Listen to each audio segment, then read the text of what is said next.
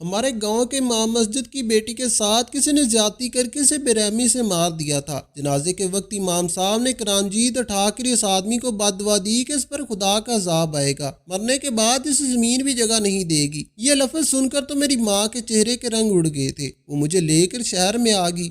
ماں ہر وقت روتی رہتی اور جائے نماز پر بیٹھ کر اللہ سے معافی مانگتی رہتی۔ ایک رات میری آنکھ کھلی تو میرا کلیجہ پھٹ گیا، کیونکہ میری ماں کو میرا نام ظہیر ہے، میرے ابا جان کا انتقال میرے بچپن میں ہو چکا تھا۔ میری عمر اس وقت تقریباً 3 سال تھی۔ اماں مجھے اکثر بتایا کرتی تھی کہ میں نے تمہارے ابا جان کے جانے کے بعد بہت سی مشکلات دیکھی ہیں۔ تمہارے ابا کے جانے کے بعد کسی نے میرا ساتھ تک نہیں دیا اور نہ ہی کسی نے مجھے حوصلہ دیا تھا۔ سسرال والوں نے بھی آج تک کوئی بات نہیں پوچھی۔ تمہارے بڑے تایا جان نے بھی ہماری طرف نہیں دیکھا تھا۔ تمہارے ابا جان اپنے بڑے بھائی کی بہت عزت کیا کرتے تھے، ان کے ہر حکم کی تکمیل کیا کرتے تھے۔ تمہارے ابا تمہارے تایا جان کے ساتھ مل کر کاروبار کرتے تھے، ہر چیز میں تمہارا حصہ تھا، مگر تمہارے ابا کی وفات سے کچھ سال قبل کھیتوں اور باغوں کو بہت زیادہ نقصان ہو رہا تھا۔ اسی پریشانی میں وہ بہت بیمار ہو گئے تھے۔ ان کی یہ حالت دیکھ کر میں بھی بہت پریشان سی رہنے لگی۔ ہر وقت میں گم سم سی رہتی کہ پتہ نہیں تمہارا کیا بنے گا، پتہ نہیں تم کب جوان ہوگے اور کب جا کر اپنے باپ کا سہارا بنو گے۔ تمہارے ابا جان کی دوائیوں پر بھی بہت خرچہ ہو رہا تھا، جس کی وجہ سے ہماری ساری زمینیں بک چکی تھی۔ ہمارے پاس بس ایک مکان ہی بچا تھا۔ پھر ایک دن تمہارے ابا کی حالت اتنی خراب ہوئی کہ وہ مجھے اور تمہیں اس دنیا میں اکیلا چھوڑ کر چلے گئے تھے۔ اس روز مجھ پر قیامت ٹوٹ پڑی تھی، میری تو ساری دنیا ہی اجڑ گئی تھی۔ تمہارے سر سے بھی تمہارے باپ کا سایہ چھن گیا تھا۔ مجھے خود سے زیادہ تمہاری فکر لاحق ہو رہی تھی۔ پھر مجھے تمہاری خالہ نے حوصلہ دیا کہ خدا کسی پر اس کی طاقت سے زیادہ بوجھ نہیں ڈالتا۔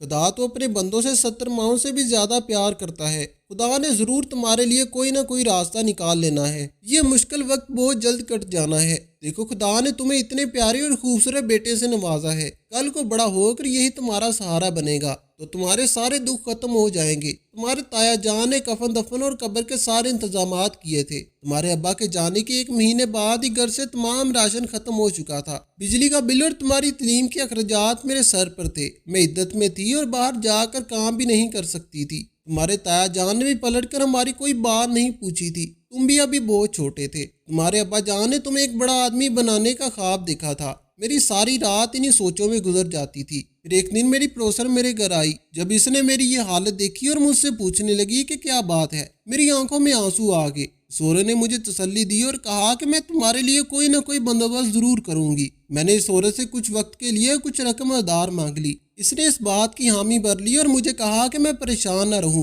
میں نے اللہ تعالیٰ کا شکر ادا کیا۔ پھر 2 دن بعد وہ عورت ہمارے گھر دوبارہ آئی اور مجھے کچھ رقم تھمائی اور کہا کہ جب بھی تمہارے پاس پیسے ہوں تو مجھے واپس کر دینا۔ میری آنکھوں میں خوشی کی ایک لہر دوڑ گئی۔ رقم کو دے کر اس رقم سے میں نے گھر میں راشن ڈلوایا اور بجلی کا بل ادا کیا۔ جیسے تیسے کر کے میں نے اپنی عدت کے دن پورے کیے اور پھر میں نے لوگوں کے کھیتوں میں جا کر کام کرنا شروع کر دیا۔ تمہیں بھی اپنے ساتھ لے کر جاتی تھی۔ تم ابھی بہت چھوٹے تھے، تمہیں میں درخت کے سائے کے نیچے لٹا دیتی اور خود کام میں مگن ہو جاتی، مگر پھر بھی اتنی رقم نہیں ہو رہی تھی کہ میں تمہیں اسکول بھیج سکتی۔ آمدن بہت کم تھی، اخراجات بہت زیادہ تھے۔ پھر میں نے گھر میں کپڑے سلائی کرنا شروع کر دیے۔ اماں نے بتایا کہ میں سارا دن کھیتوں میں کام کرتی اور رات کو بیٹھ کر کپڑے سلائی کرتی اور صبح نکلنے سے پہلے ہی گھر کا سارا کام ختم کرتی، کیونکہ اماں نے کھیتوں میں کام کے لیے جانا ہوتا تھا۔ اماں کھیتوں میں جو کام کر کے رقم وصول کرتی، اس سے گھر کا سارا نظام چل رہا تھا، اور اماں رات کو بیٹھ کر جو کپڑے سلائی کرتی، ان پیسوں سے میری فیس ادا کرتی تھی۔ آہستہ آہستہ اماں نے گھر پر سلائی سینٹر کھول لیا۔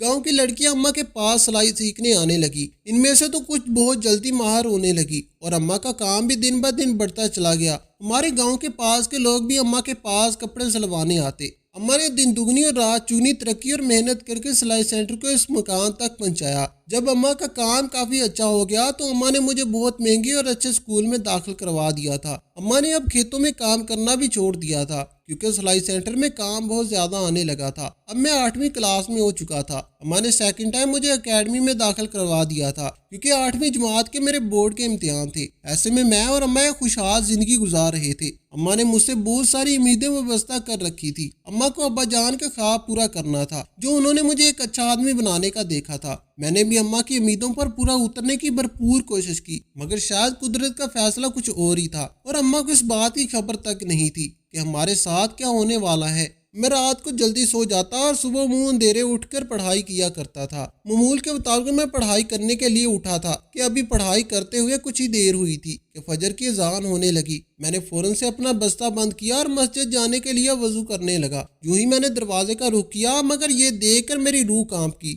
اماں نے جس کمرے کو سلائی سینٹر بنا رکھا تھا اس کمرے سے دھواں نکل رہا تھا۔ میں نے فوراً جا کر اماں کو اٹھایا اور انہیں کہا کہ سلائی سینٹر میں آئے۔ میں اماں کو زبردستی کھینچ کر سلائی سینٹر کی طرف لے گیا۔ اماں کو میں نے جوتا تک نہیں پہننے دیا۔ اماں نے جب باہر جا کے سلائی سینٹر کی طرف دیکھا تو ان کی جان نکل گئی، ہر طرف دھواں ہی دھواں تھا۔ اماں نے زور زور سے چلانا اور لوگوں کو اکٹھا کرنا شروع کیا۔ جب لوگوں نے سلائی سینٹر کا دروازہ کھولا تو تمام کپڑے اور مشینوں کو آگ لگ چکی تھی۔ تمام دیواریں اور سب سامان آگ کی لپٹ میں آ چکا تھا۔ اماں یہ سب دیکھ کر رونے لگی کہ میں بڑی مشکل سے یہاں تک پہنچی تھی مگر سب بے سودہ اور نکارا ثابت ہوا۔ اماں نے جو خواب میرے لیے دیکھے تھے وہ سب بکھرے ہوئے نظر آ رہے تھے۔ ہمارے ارد گرد گاؤں کے بہت سارے لوگوں کا ہجوم اکٹھا ہو گیا تھا جس میں چھوٹے بڑے جوان اور بوڑھے سب شامل تھے۔ عورتیں اماں کو حوصلہ دے رہی تھیں اور وہ ہماری ہمسائی عورت اماں کو چپ کروا رہی تھی کہ خدا ضرور کوئی نہ کوئی راستہ نکال دے گا۔ لوگ اپنے گھر سے پانی کی بالٹیاں لا کر آگ بجھانے کی کوشش کر رہے تھے۔ ہر طرح گمگاہی کا سما تھا۔ گاؤں کی کچھ لوگوں نے آگ بجھانے والی گاڑی کو بھی اطلاع دے دی تھی۔ کچھ ہی دیر میں ان کی 3 گاڑیاں ہمارے دروازے پر آ کر رک گئی۔ انہوں نے ایک لمحہ ضائع کیے بغیر آگ بجھانے لگے۔ اماں کا رو رو کر برا حال ہو رہا تھا۔ پھر میرے پیپر کا وقت ہو گیا اور اماں نے مجھے اسکول جانے کو کہہ دیا چونکہ میرا بورڈ کا امتحان تھا۔ میں نے آج اسکول جانے سے انکار کر دیا مگر اماں اپنی ضد پر رہیں۔ اماں نے مجھے سمجھایا کہ تمہارا پورا سال ضائع ہو جائے گا، تم نے اس دن کے لیے پورا سال بہت محنت کی ہے، ہمارے ساتھ تو جو ہونا تھا وہ ہو چکا ہے، اب تم جا کر بے فکر ہو کر امتحان دو، خدا تمہیں کامیاب کرے۔ اماں کے بہت اصرار کے بعد میں نے اسکول کی تیاری کی اور پیپر دینے کے لیے نکل گیا۔ جب میں امتحان دے کر شام کو گھر آیا تو اماں کی طبیعت بہت خراب تھی اور سلائی سینٹر میں بھی کچھ نہ بچا تھا، سب کچھ آگ کی نظر ہو گیا تھا۔ اماں کی طبیعت بھی اسی وجہ سے خراب تھی کیونکہ اماں کا سارا کام بند ہو گیا تھا۔ اماں پھر سے پریشان رہنے لگی تھی کہ میں اپنے بیٹے کو کیسے پڑھاؤں گی۔ رات کو اماں اٹھ کر سلائی سینٹر کو جا کر دیکھتی اور روتی رہتی۔ اس واقعے کے کچھ ہی دنوں بعد لاہور والی خالہ جان ہمارے گھر آئیں۔ انہوں نے آ کر اماں جان کو سمجھایا اور ان کی ہمت بندھائی۔ پھر دوبارہ سے اماں نے کھیتوں میں کام کرنا شروع کر دیا۔ اسی طرح ہمارا وقت گزرتا رہا اور میں اسکول سے کالج میں آ گیا تھا مگر ابھی بھی ہمارے حالات بہتر نہیں ہوئے تھے۔ پتہ نہیں یہ زندگی ہمیں کس بات کی سزا دے رہی تھی۔ انہی دنوں ہمارے گاؤں میں ایک عجیب سا واقعہ ہوا تھا۔ ہمارے گاؤں کے امام مسجد کی بیٹی کے ساتھ کسی نے زیادتی کر کے اسے بے رحمی سے مار دیا تھا۔ سب لوگ پریشان تھے، پورے گاؤں میں ایک ڈر کا خوف پھیل گیا تھا کیونکہ اس سے پہلے کبھی ایسا واقعہ نہیں ہوا تھا۔ جنازے والے دن امام صاحب نے اپنے ہاتھ میں قرآن مجید اٹھایا اور سب گاؤں والوں کے سامنے اس آدمی کو بد دعا دینے لگے جس نے ان کی بیٹی کے ساتھ ظلم کیا تھا۔ امام صاحب نے کہا کہ جس نے میری بیٹی کے ساتھ یہ ظلم کیا ہے وہ چند دن بعد مر جائے گا، اس پر خدا کا عذاب آئے گا، اسے قبر بھی جگہ نہیں دے گی۔ امام صاحب کی بات سن کر میری ماں کانپ گئی تھی۔ وہ بھاگتی ہوئی گھر آئی اور اپنا اور میرا سامان باندھنے لگی۔ پھر وہ مجھے لے کر لاہور والی بس میں بیٹھ گئی۔ میں کچھ پوچھتا تو میں مجھے ڈانٹ کر چپ کروا دیتی۔ میری ماں بہت گھبرائی ہوئی تھی۔ اچانک ہماری بس ایک گاڑی سے ٹکرانے لگی تھی۔ یہ دیکھ کر بس میں بیٹھے سب مسافر چلانے لگے اور بچوں کے رونے کی آوازیں آنے لگی۔ میں اور اماں بھی گھبرا گئے کہ یہ کیا ہو رہا ہے، پر خدا کا شکر ہے کہ کوئی بڑا نقصان نہیں ہوا۔ بس میں تمام مسافر محفوظ تھی اور گاڑی بھی فوراً بریک لگی تھی۔ اس کے بعد ہماری بس لاہور اسٹیشن جا کر رکی۔ ہم لاہور پہنچ گئے اور خالہ کی گھر رہائش کے لیے ٹیکسی ڈھونڈنے لگے۔ 15 منٹ بعد ایک ٹیکسی آ کر رکی اور ہم اس میں بیٹھ کر خالہ کے گھر کی طرف روانہ ہو گئے۔ تھوڑی دیر بعد ٹیکسی خالہ کے گھر کے سامنے رکی۔ میں اور اماں ٹیکسی سے اترے، ہم نے اپنا سامان اتارا اور ٹیکسی والے کو اس کا کرایہ دیا۔ اس کے بعد ہم نے خالہ کے گھر کی دستک دی۔ خالہ کی بیٹی نے دروازہ کھولا۔ اس نے جیسے اماں کو دیکھا وہ اماں سے لپٹ کر خالہ اور خالو سے ملے۔ اتنے میں خالہ کی بیٹی ہمارے لیے شربت بنا کر لے آئی۔ تھوڑی دیر آرام کے بعد خالہ نے ہمارے لیے کھانا بنایا اور ان کی بیٹی نے ہمیں کھانا پیش کیا۔ کھانے سے فارغ ہونے کے بعد سب نے ظہر کی نماز ادا کی اور آرام کرنے کے لیے اپنے اپنے کمروں میں چلے گئے۔ خالہ نے ہمیں بھی ایک کمرہ دے دیا تھا۔ تھوڑی دیر آرام کرنے کے بعد سب نے عصر کی نماز ادا کی۔ میں مسجد چلا گیا۔ مسجد سے واپسی پر مجھے ایک پارک نظر آیا اور میں تازہ ہوا کھانے کے لیے وہاں چلا گیا۔ مجھے اندر سے ایک عجیب سی بات کھائے جا رہی تھی کہ اماں مجھے اتنی صبح لاہور کیوں لے کر آئی ہیں۔ यही बात सोचते सोचते वक्त कब गुजर गया मुझे पता ही ना लगा। अजान मेरे कानों में गूंजने लगी और मैं नमाज पढ़ने दोबारा मस्जिद चला गया। नमाज से फारिग होने के बाद मैं सीधा खाला के घर आया। घर जाकर देखा कि सब शहर में बैठे बातें कर रहे थे। मैं भी इनके साथ जाकर बैठ गया। खालू ने मेरे काम के मुतल्लिक पूछा तो मैंने इन्हें बताया कि मैं वहाँ किसी खेतों में काम करता हूँ। खालू ने खेतों के मुतल्लिक अपने बचपन की कहानियां सुनाना शुरू कर दी कि कैसे वो अपने अब्बा की जमीनों में जाकर छुप जाते थे और लोगों के खेतों से खरबूजे तोड़कर खाते थे। इसी बात पर कई दफा वो लोग इनके घर शिकायत भी लेकर आए थे और इनकी खूब पिटाई लगती थी। खाला के घर इसी तरह शुगर मेरा चल रहा था। इतने में खाला की बेटी सबके लिए चाय बनाकर ले आई। सबने चाय की चुस्कियों के साथ अपनी अपनी आपबीती सुनाई। इतने में ईशा की अजान सबके कानों में गूंजने लगी। मैं और खालू नमाज पढ़ने मस्जिद चले गए। खाला और इसकी बेटी ने नमाज से फारिग होने के बाद हमारे लिए खाना बनाया और सबको पेश किया। खाने के बाद सब सोने के लिए अपने अपने कमरों में चले गए। मैंने अम्मा से पूछा कि हम अपना घर छोड़कर लाहौर क्यों आए हैं। मेरे लाख पूछने के बावजूद अम्मा ने मुझे कुछ ना बताया और मुझे बड़ी अजीब सी नजरों से देखने लगी, जैसे मुझसे कोई बहुत बड़ी खता हो गई हो। अम्मा ने मुझे सोने का इशारा करके खुद जाए नमाज बिछाकर बैठ गई। मैं अपने बिस्तर पर लेटकर अम्मा की तरफ देखता रहा जो मुसलसल नमाज पढ़ती जा रही थी और बार बार अल्लाह ताला से माफिया मांग रही थी। पूरी रात मेरे दिमाग में यही ख्याल आया कि मैंने कौन सा बड़ा गुनाह कर दिया है कि अम्मा मुझे ऐसे खा जाने वाली नजरों से देख रही थी और ना ही मुझे कुछ बता रही थी। इन्हीं सोचों में गुम पता ही ना लगा कि कब आंख लग गई और सुबह फजर की अजान की आवाज ने मुझे आन जगाया। इतने में सब उठ गए थे और सब नमाज पढ़ने लगे। नमाज पढ़कर जब मैं वापस आया तो अम्मा ने मुझसे कहा कि अब हम गाँव वापस नहीं जाएंगे और अब तुम यहीं पर कोई नौकरी तलाश करो, हम कब तक इनके टुकड़ों पर पलते रहेंगे। जब मैंने अम्मा से गाँव न जाने की वजह पूछी तो मुझे खा जाने वाली नजरों से देखने लगी। मैं चुप करके कमरे से चला गया और खालू के पास जाकर बैठ गया। मैंने और खालू ने ढेर सारी बातें की। इतने में इनकी बेटी हम सब के लिए चाय बनाकर ले आई। मैंने चाय पीकर बाहर आ गया। मुझे अम्मा की यह हालत देखकर परेशानी हो रही थी कि खाला के घर के सामने एक छोटा सा पार्क था जहाँ सुबह की ताज़ा हवा लेने के बाद मैंने अम्मा की खूंखार नजरों को बुलाना चाहा और घर वापस चला गया। जब घर पहुंचा तो सब नाश्ते पर मुंतजर थे। मेरे घर आते ही सब ने नाश्ता शुरू किया। नाश्ते से फारिग होने के बाद खालू काम के लिए निकल गए। अम्मा ने भी मुझे जाने के लिए कहा मगर मैंने साफ इनकार कर दिया और इसरार किया कि घर वापस चलते हैं। वहाँ जबकि मैं खेतों में काम करता हूँ वो मुझे ढूंढ रहे होंगे। मुझे वहाँ बहुत काम करना है इसलिए मुझे वापस गांव जाना होगा। मगर अम्मा ने साफ इनकार कर दिया और कहा कि दोबारा इस गांव का नाम मत लेना, हम वहाँ हरगिज़ नहीं जाएंगे। ये सुनकर मैं कमरे में चला गया और खाला अम्मा से पूछने लगी कि तुम लोग वापस क्यों नहीं जा रहे, इसके काम का हर्ज हो रहा है। मगर अम्मा ने खाला से कहा कि मैं नहीं चाहती कि मेरा बेटा गाँव में मामूली सी नौकरी करे, इसलिए मैं इसे शहर लेकर आई ताकि वो कोई अच्छी नौकरी ढूंढ कर अपना मुस्तकबिल बना सके। खाला ने कहा ये तो बहुत अच्छी बात है, आखिर खेतों में रखा ही क्या है, अब तो गांव वाले लोग भी शहर आ रहे हैं। तुम्हारे बेटे की तालीम भी अच्छी खासी है और अभी पढ़ भी रहा है। शहर में इसे गांव की निस्बत बहुत अच्छी नौकरी मिल सकती है। मैं कमरे में पड़ा रहा, किसी से कोई बात न की। रात को जब मम्मा सोने के लिए कमरे में आई तो मैंने अम्मा से पूछा कि आखिर मैंने ऐसा कौन सा गुनाह कर दिया है, मुझसे कौन सी गलती हुई है जो आप मेरे साथ ऐसा बर्ताव कर रही हैं। मैं गाँव में तालीम हासिल कर रहा था इसलिए मेरी पढ़ाई का भी हर्ज होगा और यहाँ पर मेरे लिए इतनी जल्दी नौकरी ढूंढना मुश्किल काम है। मैं बचपन से गाँव में पला बड़ा हूँ और इन हालात से मेरे लिए शहर में लोगों का सामना करना मुश्किल होगा। अम्मा ने कहा कि मुझे ये दिन तुम्हारी घटिया हरकतों की वजह से देखना पड़ा है। ये कहकर अम्मा सोने के लिए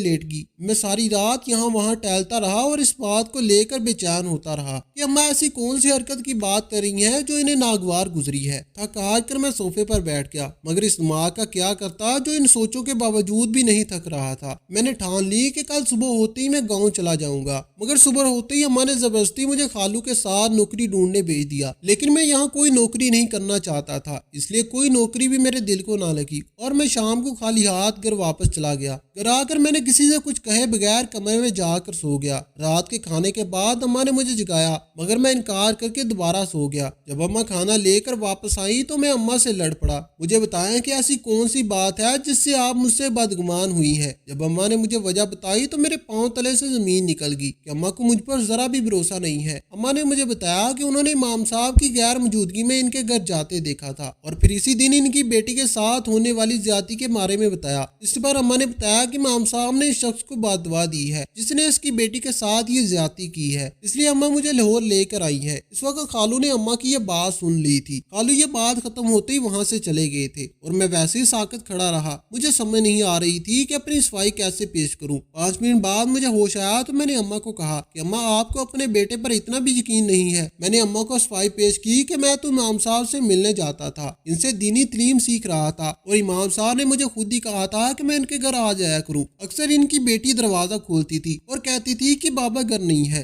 तब मैं वापस लौट आता था। मैंने तो इसे अपनी बहन समझा हुआ था और इसकी इज्जत का हमेशा ख्याल रखता था। मैं ये घटिया काम कैसे कर सकता हूँ। मेरी माँ अब शर्मिंदा होने लगी और कहने लगी कि बेटा मुझे माफ कर दो, मैंने तुम पर शक किया, मैं बहुत शर्मिंदा हूँ। मैंने माँ से कहा कि माँ बेटों से माफी नहीं मांगती और कहा कि माँ अब हम घर चलते हैं, लेकिन माँ ने कहा कि अब हम घर नहीं जाएंगे, सब लोग तुम्हें मुजरिम ठहराएंगे। मैंने अम्मा को तसल्ली दी और कहा कि सब ठीक हो जाएगा। मगर अगले रोज खालू ने घर में सबको ये बात बता दी थी। उन्होंने खाला से कहा कि अब हम इन्हें एक लम्हा भी अपने घर में रुकने नहीं देंगे। हमारे घर में भी एक नौजवान बेटी है, इसने अपने उस्ताद की बेटी का ख्याल नहीं किया तो कल को ये हमारी बेटी के साथ भी कुछ उल्टा सीधा कर सकता है। खाला भी ये सुनकर हैरान रहेगी और अपनी बेटी की इज्जत महफूज रखने की खातिर अपनी बहन को घर से जाने का कह दिया। अम्मा ने मेरी बेगनाही की सफाई देनी चाहिए तो खालू ने हमारी एक ना सुनी और हमें मजबूरन इनके घर से जाना पड़ा। मैंने अम्मा से कहा कि हम वापस गाँव चलते हैं। काफी असरार करने के बाद अम्मा मान की और मैंने एक दोस्त से फोन करके पता किया कि गांव में क्या सूरत हाल है। इस दोस्त ने बताया कि गांव में सब कुछ बिल्कुल ठीक है और इमाम साहब की बेटी के साथ जिन लोगों ने ज्यादती की थी वो पास वाले गांव के 3 लड़के थे जिनका चंद दिन पहले बुरी तरह से एक्सीडेंट हुआ था और वो मरने से पहले इमाम साहब से माफी मांग कर मरे थे। तुम लोग भी वापस आ जाओ। मैंने अम्मा को जब ये खुशखबरी सुनाई तो अम्मा फूले समाई फौरन गाँव वापस जाने का कह दिया। हम फौरन स्टेशन गए, बस पकड़ी और गाँव की तरफ रवाना हो गए। अम्मा पूछती थी कि तुम भी अभी बहुत छोटे थे, तुम्हारे अब्बा जान ने तुम्हें एक बड़ा आदमी बनाने का ख्वाब देखा था। मेरी सारी रात इन्हीं सोचों में गुजर जाती थी। फिर एक दिन मेरी पड़ोसन मेरे घर आई और जब इसने मेरी ये हालत देखी तो मुझसे पूछने लगी कि क्या बात है कि मेरी आंखों में आंसू आ गए। इस औरत ने मुझे तसल्ली दी और कहा कि मैं तुम्हारे लिए कोई ना कोई रास्ता जरूर निकालूंगी। मैंने इस औरत से कुछ वक्त के लिए कुछ रकम उधार मांग ली। इसने इस बात की हामी भर ली और मुझे कहा कि मैं परेशान न रहूं। मैंने अल्लाह ताला का शुक्र अदा किया। फिर 2 दिन बाद वो औरत हमारे घर दोबारा आई और मुझे कुछ रकम थमाई और कहा कि जब भी तुम्हारे पास पैसे हो तो मुझे वापस कर देना। मेरी आंखों में खुशी की एक लहर दौड़ गई। रकम को देखकर मैंने इस रकम से घर में राशन डाला और बिजली का बिल अदा किया। जैसे तैसे करके मैंने पूरी की। मैं टूट पड़ी थी, मेरी तो सारी दुनिया ही उजड़ गई थी। तुम्हारे सर से भी तुम्हारे बाप का साया छिन गया था। मुझे खुद तुम्हारी फिक्र लाहक हो रही थी। फिर मुझे तुम्हारी खाला ने हौसला दिया कि खुदा किसी पर इसकी ताकत से ज्यादा बोझ नहीं डालता। खुदा तो अपने बंदों से 70 माओं से भी ज्यादा प्यार करता है। खुदा ने जरूर तुम्हारे लिए कोई ना कोई रास्ता निकाल लेना है। ये मुश्किल वक्त बहुत जल्द कट जाना है। देखो खुदा ने तुम्हें इतने प्यारे और खूबसूरत बेटे से नवाजा है। कल को बड़ा होकर यही तुम्हारा सहारा बनेगा। तुम्हारे सारे दुख खत्म हो जाएंगे। तुम्हारे तायाजान ने कफन दफन और कब्र के सारे इंतजामात किए थे। तुम्हारे अब्बा की जाने के 1 महीने बाद ही घर से तमाम राशन खत्म हो चुका था। बिजली का बिल और तुम्हारी तलीम के खर्चात मेरे सर पर थे। मैं इद्दत में थी और काम पर जा नहीं सकती थी। तुम्हारे ताया ने भी पलट कर हमारी कोई बात नहीं, रहाइश के लिए टैक्सी ढूंढने लगे। 15 मिनट बाद एक टैक्सी आकर रुकी। हम इसमें बैठकर खाला के घर की तरफ रवाना हो गए। थोड़ी देर बाद टैक्सी खाला के घर के सामने रुकी। मैं और अम्मा टैक्सी से उतरे। हमने अपना सारा सामान उतारा और टैक्सी वाले को इसका किराया दिया। इसके बाद हमने खाला के घर की दस्तक दी। खाला की बेटी ने दरवाजा खोला तो खालू से मिले। इतने में खाला की बेटी हमारे लिए शरबत बना कर ले आई। थोड़ी देर आराम करने के बाद खाला ने हमारे लिए खाना बनाया। इनकी बेटी ने हमें खाना पेश किया। खाना खाने से फारग होने के बाद हम सब ने जोहर की नमाज अदा की और आराम करने के लिए अपने अपने कमरों में चले गए। खाला ने हमें भी एक कमरा दे दिया था। थोड़ी देर आराम करने के बाद सब ने असर की नमाज अदा की। मैं मस्जिद चला गया। मस्जिद से वापसी पर मुझे एक पार्क नजर आया। जब मैं घर पहुंचा तो अम्मा को देखकर खुशी से रोने लगी और मुझे गले से लगा लिया और कहा कि मेरी एक गलत फहमी की वजह से मैं क्या कुछ भुगतना पड़ा। अब सब कुछ ठीक हो गया है। मैंने दोबारा अपनी पढ़ाई शुरू कर दी और मामूल के मुताबिक अपने काम पर जाने लगा। जब मेरी पढ़ाई मुकम्मल हुई तो मुझे इस्लामाबाद में अच्छी नौकरी भी मिल गई। मैं अम्मा को लेकर इस्लामाबाद चला गया और हमारी जिंदगी बहुत बदल गई। आज इस्लामाबाद में हम एक बंगले में रहते हैं। यहाँ मैंने एक लड़की से शादी कर ली है। अब मेरी और अम्मा की जिंदगी बड़े मजे से गुजर रही है। आपको हमारी آج کی کہانی کیسی لگی کمنٹ باکس میں اپنی قیمتی رائے کے ساتھ ضرور کیجیے گا۔ ویڈیو پسند آئی ہو تو ویڈیو کو لائک کریں، دوسروں کے ساتھ ضرور شیئر کریں۔ مزید اس طرح کی سبق آموز کہانیاں اور واقعات سننے کے لیے ہمارے چینل کو سبسکرائب ضرور کریں۔ شکریہ، خدا حافظ۔